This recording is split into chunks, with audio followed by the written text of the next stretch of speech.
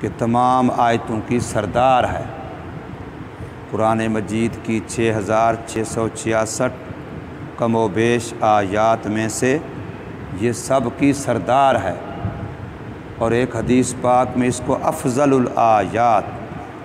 کہ تمام آیات کے مقابلے میں بہتر ہے، زیادہ فضیلت والی ہے، زیادہ شان اور عظمت والی ہے۔ اور اس پوری آیت کے اندر جو بات بیان کی گئی ہے وہ اللہ تبارک و تعالی کی توحید ذاتی اور توحید صفاتی، اللہ تعالی کی توحید کو بیان کیا گیا ہے۔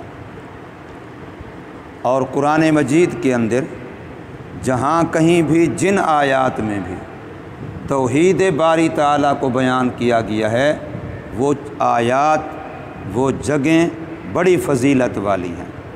اس لیے کہ توحید سارے مذہب کی بنیاد ہے۔ 3 مسئلے جو قرآن مجید کا موضوع ہیں، اصل مسائل ہیں قرآن مجید کے، اللہ تعالیٰ کی توحید،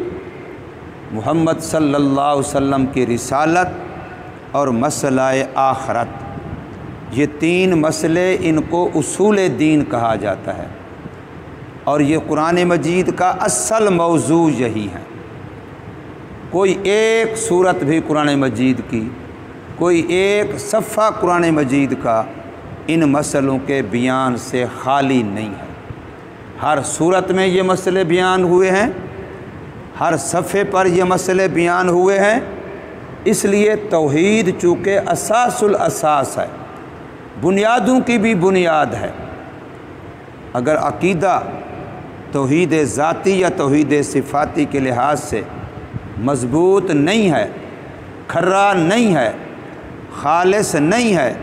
تو بندہ کعبۃ اللہ کے اندر بھی عبادت کرے گا تو بیکار چلی جائے گی۔ مشرکین مکہ، ان کے عقیدے کی خرابی تھی، توحید راسخ نہیں تھی، توحید کو انہوں نے اللہ تعالیٰ کے حکم کے مطابق نہیں مانا تھا، اپنی مرضی سے توحید کو مانا تھا۔ نتیجہ یہ نکلا کہ وہ حج بھی کرتے تھے، عمرے بھی کرتے تھے، اور کعبۃ اللہ کے مجاور بھی بنے ہوئے تھے، خدمت بھی کعبۃ اللہ کی کرتے تھے، کعبۃ اللہ کی عظمت اور احترام کے بھی قائل تھے، اور دنیا جہان سے آنے والے زائرین کعبہ، جو لوگ کعبہ کی زیارت کو آتے تھے، سارا سال ان کی خدمت کرتے تھے، ان کی ضیافت کرتے تھے، اس غربت کے دور میں بھی ان کی مہمان نوازی کرتے اور دل کھول کے کرتے، بڑی سخاوت کرتے تھے زائرین کعبہ پر۔ ان کو ستو پلا رہے ہیں، دودھ پلا رہے ہیں، لیکن اس کے باوجود ان کی ایک نیکی بھی نیکی نہیں بنی۔ کیوں؟ اس لیے کہ اندر میں عقیدہ توحید کا ٹھیک نہیں تھا۔ تو توحید ایک بنیادی مسئلہ ہے، اس لیے علماء اس پر زیادہ زور دیتے ہیں، قرآن نے اس پر زیادہ زور دیا ہے، حدیث پاک نے اس پر زیادہ زور دیا ہے۔ جہاں کہیں وہم اور شک آنے لگا، گمان و امکان ہونے لگا کہ شاید اس وجہ سے بندے کی توحید کمزور ہو جائے، تو اللہ نے اس جائز کو بھی ناجائز قرار دے دیا کہ کہیں توحید کے اندر کمزوری کا سبب اور ذریعہ نہ بن جائے۔ تو اس لیے آیت الکرسی پوری کی پوری چونکہ توحید پر مشتمل ہے، علماء نے، مفسرین نے اس کے 10 حصے کیے ہیں، 10 جملے اس کے بنائے ہیں، اور ہر جملے سے جو اصل بات نکلتی ہے وہ اللہ کی توحید نکلتی ہے۔ آج بھی اچھے خاصے پڑھے لکھے، سمجھدار، دیندار اور اعمال دین میں پکے لگے ہوئے مسلمان بھی توحید کے اندر ڈگمگا جاتے ہیں، توحید کے مسئلے پر آ کر کے ڈاواں ڈول ہو جاتے ہیں، کمزوری کا شکار ہو جاتے ہیں، اور چونکہ چنانچہ کیلو کال اس میں حرج کیا ہے، کئی ساری باتیں نکال لیتے ہیں، لیکن حقیقتاً یہ شیطانی محنت کے اثرات ہوتے ہیں جو انسان کی توحید کو کمزور کرنے کے لیے عقیدہ توحید کے اندر ضعف لانے کے لیے شیطان محنت کرتا ہے۔ اس لیے فرمایا کہ لا الہ الا ہو، اور اس کا مفہوم اور معنی بالکل وہی ہے جو کلمہ طیبہ کے پہلے حصے کا ہے کہ اللہ تبارک و تعالی اور اس کے حکموں، اس میں کامیابی اور اس کا صحیح معنوں میں پورا عقیدہ یقین، اور اللہ تبارک و تعالی کے حکموں کے علاوہ اور اس کی ذات عالیہ کے یقین کے علاوہ ناکامی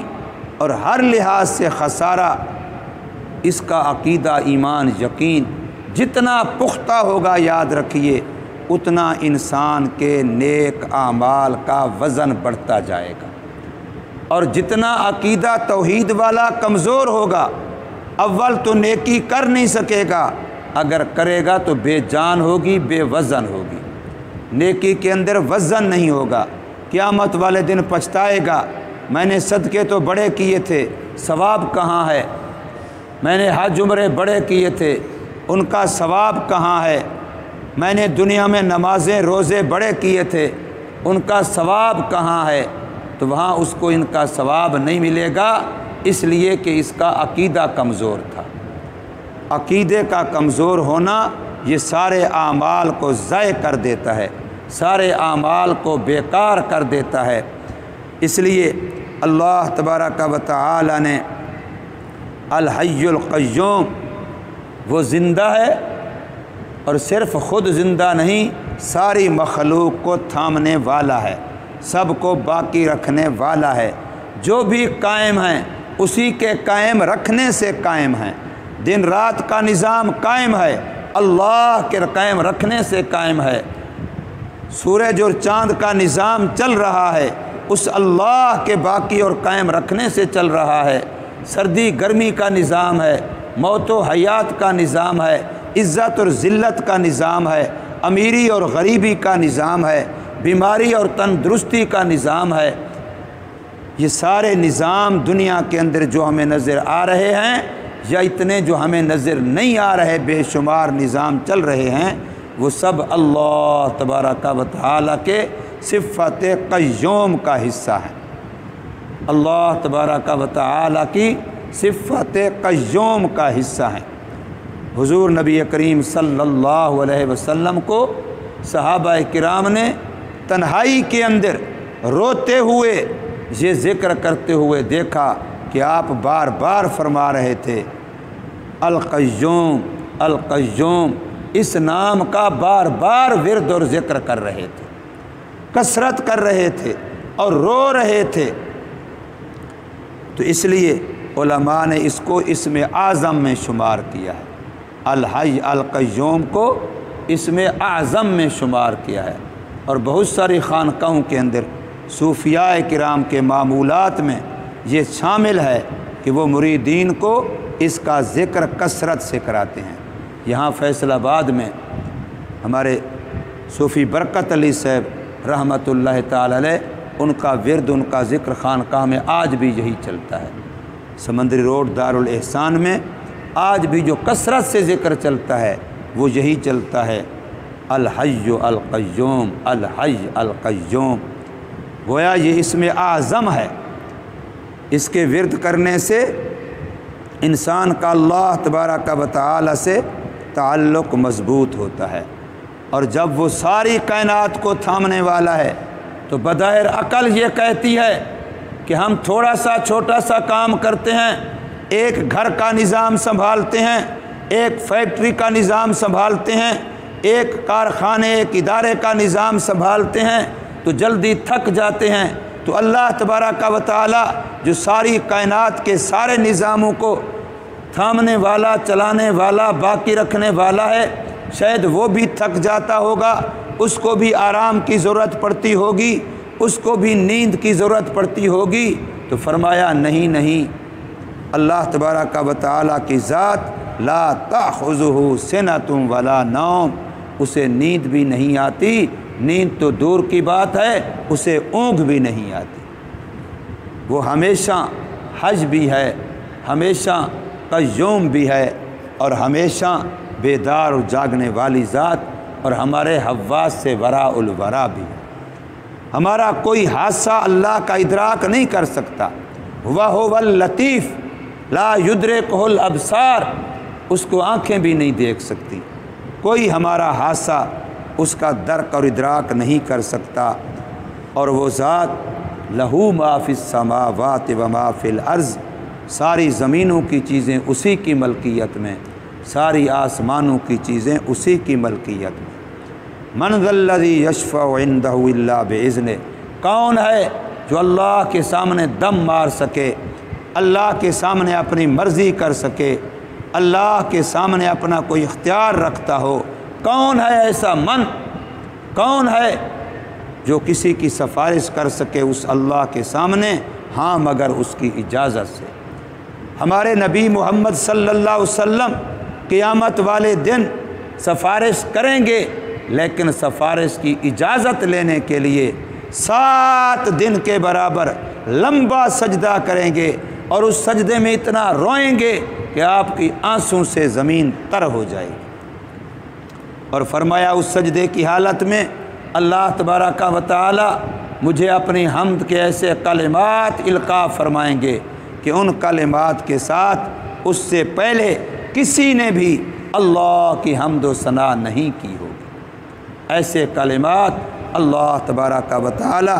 حمد و ثنا کے مجھے وہاں القاء فرمائیں گے۔ یعلم ما بین ایدیہم وما خلفہم، اللہ اس کو بھی جانتا ہے جو آج تک ہو چکا، اور اس کو بھی جانتا ہے جو ابھی ہو رہا ہے، اور اس کو بھی جانتا ہے جو آئندہ ہوگا۔ وہ ماضی کو بھی جانتا ہے، حال کو بھی جانتا ہے، مستقبل کو بھی جانتا ہے۔ اس کا علم کامل بھی ہے، اس کا علم حقیقی بھی ہے، اس کا علم کسی آلے کا محتاج بھی نہیں ہے، کسی سبب اور ذریعے کا محتاج نہیں ہے۔ وسع کرسیہ السماوات والارض، اس اللہ کی کرسی، بعض نے کہا کرسی سے علم مراد ہے، اس اللہ کا علم آسمانوں اور زمینوں سے وسیع ہے، اور بعض نے کہا کرسی سے مراد اس کا اختیار ہے، اس اللہ کا اقتدار ہے، اس اللہ کی قوت ہے، اس اللہ کی طاقت ہے، وہ بھی سارے آسمانوں اور زمینوں سے وسیع اور کشادہ ہے، سب اس کے اختیار کے محتاط ہیں۔ اور بعض نے کرسی سے کرسی ہی مراد لی ہے، جو اللہ کے عرش سے تو چھوٹی لیکن 7 آسمانوں اور 7 زمینوں سے بھی بڑی ہے۔ تو فرمایا ولا یعود حفظہما، اللہ پاک زمینوں اور آسمانوں کی اور اس کے اندر بسنے والی ساری مخلوقات کی حفاظت و نگرانی کرتا ہے، لیکن یہ حفاظت و نگرانی اس اللہ کو تھکاتی نہیں ہے کہ اتنا بڑے کام سے اللہ تھک جاتا ہوگا۔ فرمایا نہیں، وَهُوَ الْعَلِيُّ الْعَظِيمُ، وہ بلند و بالا بھی ہے، عظمتوں والا بھی ہے۔ اب یہ آیت الکرسی، اس کے کل میں نے فضائل اور فوائد بتلائے تھے، مناقب اور شان بیان کی تھی۔ اکثر مسلمان پڑھتے بھی ہیں، یاد کرتے بھی ہیں، دنیاوی مقاصد کے لیے بھی، ثواب کے لیے بھی، لیکن افسوس اس پر ہوتا ہے کہ قرآن مجید کی 6666 آیات میں سے یہ ایک آیت ہے، ترجمہ اس کا مسلمانوں کو نہیں آتا،